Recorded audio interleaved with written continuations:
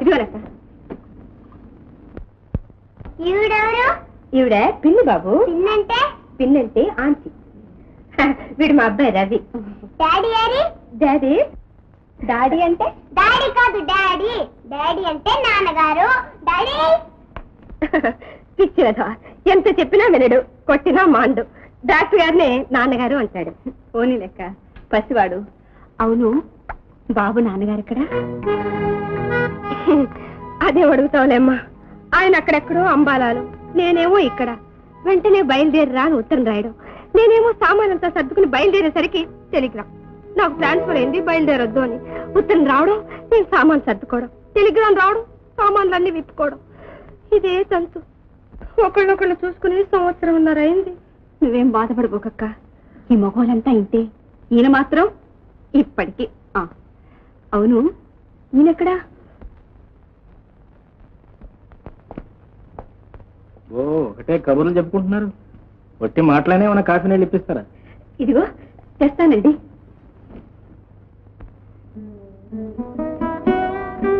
అమ్మా, డాక్టర్ గారు, నా చెల్లెలు ఒట్టి పిచ్చిది.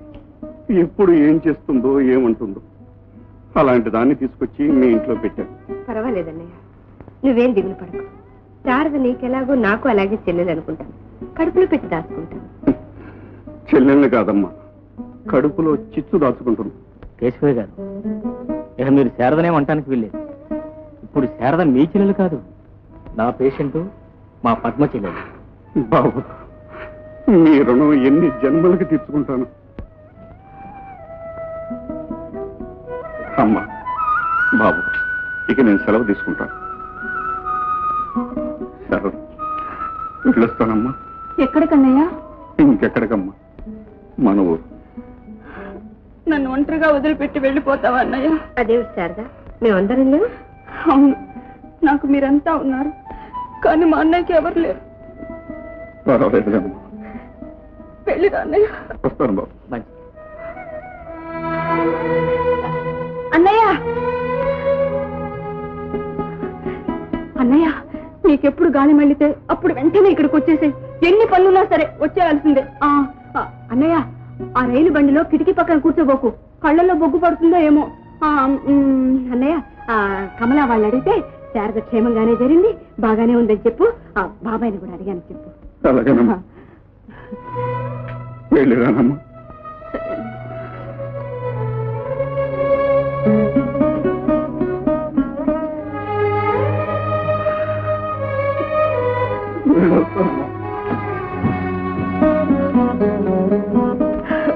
ఏమిటో మా అన్నయ్య చూడటానికి అలా ఉంటాడు కానీ పొట్టి పిచ్చివాడు పాప.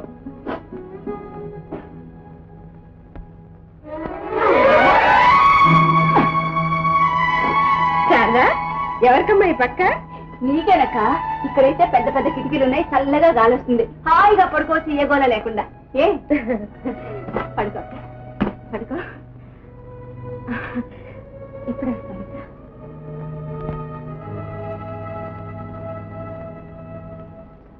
ఎక్కడికి? వాళ్ళమ్మ దగ్గరికి.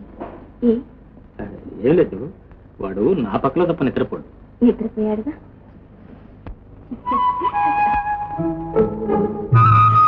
బాబు అక్కడ పడుకున్నాడక్క. పాపం, నెమ్మది.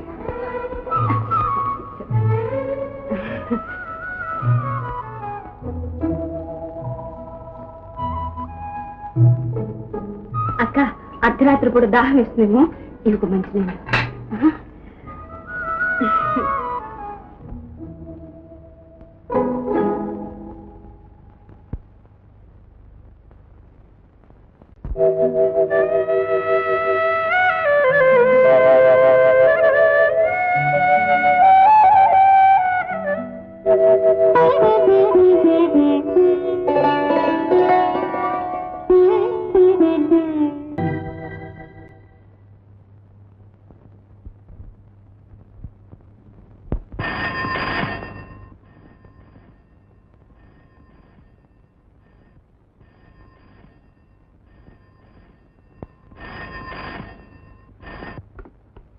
హలో, నేనండి పద్మని.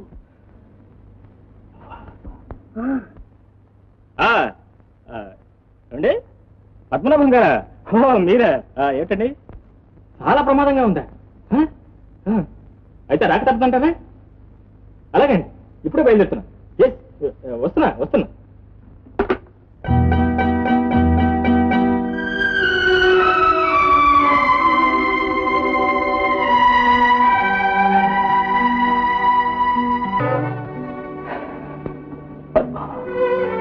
ఏమిటి విచిత్రం? మనిషి తనను సృష్టించమని భగవంతుడిని కోరలేదు. మరి భగవంతుడే సృష్టించి ఆశలు చూపించి అంతలోనే ఎండమాముని చేసి ఎందుకింత నాటకం ఆడుతున్నాడు? I don't know. శారద, ఇది తన ఇల్లు, మీరు తన దేవుడు. ఈ రోజంతా తనదేనని ఎంత ఆనందపడుతుందో తలుచుకుంటే మనం కష్టాలు కావాలని కొంతెచ్చుకున్నాం అనిపిస్తుంది కదా. అదేంటండి, ఇదే కష్టం అనుకుంటే మనిషిగా పుట్టి మనం ఇంకేం చేయగలం? బాబు, ఏమిట్రై చదువు జరిగేసి? కళ్ళజోడు పెట్టుకోలేదు, కనపడలేదు. కళ్ళజోడు పెట్టుకుని చదువుకోవాలి. అప్పుడు నా చూసేవి సాక్షేవి తెస్తున్నా.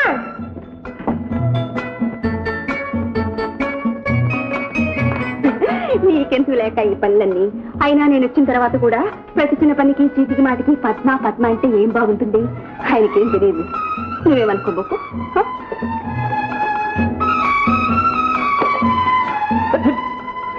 సరదా, ఈ పనులు నీకు ఎందుకు చెప్పు? ఇదే మాట ఇప్పుడే అక్కయ్యతో చెప్పొచ్చాను. ఏమండి, పద్మ ఎవరు? ఎవరా ఉంది నాకు చుట్టం చూపుగా వచ్చినావిడేగా. అవును పాపం. మరి ప్రతి చిన్న పనికి చీటికి మాటికి పద్మ పద్మ అంటే ఏమన్నా బాగుంటుందా? అదే ఏం బాగోదు. చూడు, షూనే వేసుకుంటాను కానీ డ్రైవర్ వచ్చాడని పద్మని అడుగు. అడ్డడ్డడ్డడ్డి, ఇప్పుడే కదా చెప్పావు ప్రతి చిన్న పనికి. అవును, ఇక్కడ ఏదో గమ్మత్తని మాట అన్నావే. చీటికి మాటికి ప్రతి చిన్న పనికి చీటికి మాటికి పద్మ పద్మ అంటే ఏమన్నా బాగుంటుందా అని. చూసావా, నువ్వు అలా చెప్పు, నేను ఇలా మర్చిపోయాను. నీకెంత జ్ఞాపకం శిక్షబ్బా. అందులో మీ విషయం ఒక్కటి మర్చిపోను. అన్ని ఇక్కడ గుర్తు పెట్టుకుంటాను. ఎప్పుడన్నా ఏదైనా మర్చిపోతానేమో అని ఇక్కడ దాచుకుంటా. ఏది ఒకటి చెప్పు చూద్దాం. ఆ రోజు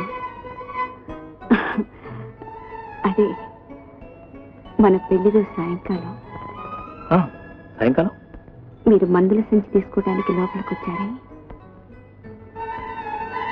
అవును, వచ్చాను. వచ్చి ఎందుకమ్మా అలా కళ్ళతో ఊరించటం? బా, నీకు అంత గుర్తుందా? మరైతే ఆ తర్వాత ఏమైంది? ఏమైంది నేను చెప్పాలా? మీకు తెలీదు? తెలియక నీకేదో పెద్ద జ్ఞాపక శక్తి ఉందంటున్నావు కదా, తెలుసుకుందాం. అయితే వినండి, తూచా తప్పకుండా అంతా చెప్తాను. చెప్పు. తర్వాత బాధపడకూడదు. అదే ఏం లేదు, చెప్పు. చెప్పనా? చెప్పనా? వద్దులేదు, అవన్నీ ఇప్పుడు తలుచుకుంటే మీ మీద ఎంత కోపం వస్తుందో. నేనేసుకుంటా. పద్మా, రాసింది ఏమిటి పిల్లలు ఒక్కటే వచ్చా? బాబాయ్ రాలేదా? సరేలే, ఆయన సంగతే అడుగు.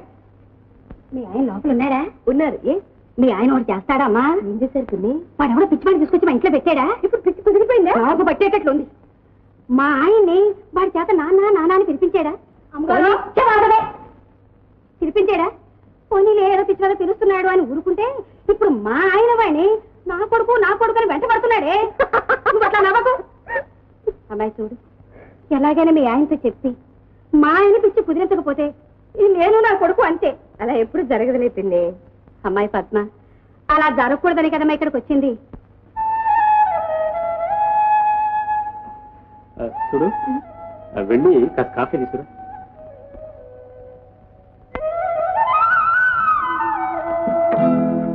ఈ పిల్లవరే అమ్మాయి? పాపం, శారదని ఒక నిర్భాగ్యురాలు. అందరు ఆడపిల్లల్లాగే ఆమెకు సలక్షణంగా పెళ్లి చేశారు. పిల్లి మనిషిని పొన్న మనిషి ఉంటాడా అనుకుంటాం కదా. ఆ అమ్మాయి భర్త అచ్చం మీ అల్లుడి గారిలాగే ఉండేవారట. కానీ ఆ అమ్మాయి కాళ్ల పారాని ఆరకముందే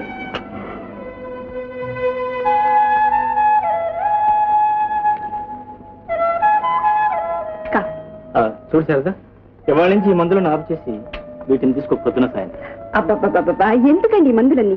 నాకేం జ్వరమా, జలుబా, పైత్యమా, పిచ్చా? నీకు పిచ్చని ఎవరన్నా చెప్పు.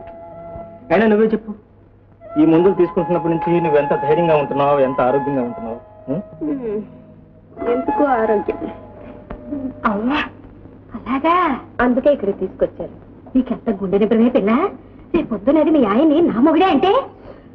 ఊరకరారు అత్తగారు, ఏమిటో విశేషం? ఏముంది అల్లుడు గారు, మీతో బోర్డు చెప్పి పోదామని వచ్చాను. తీరా మీరు బయలుదేరి ఎట్లా?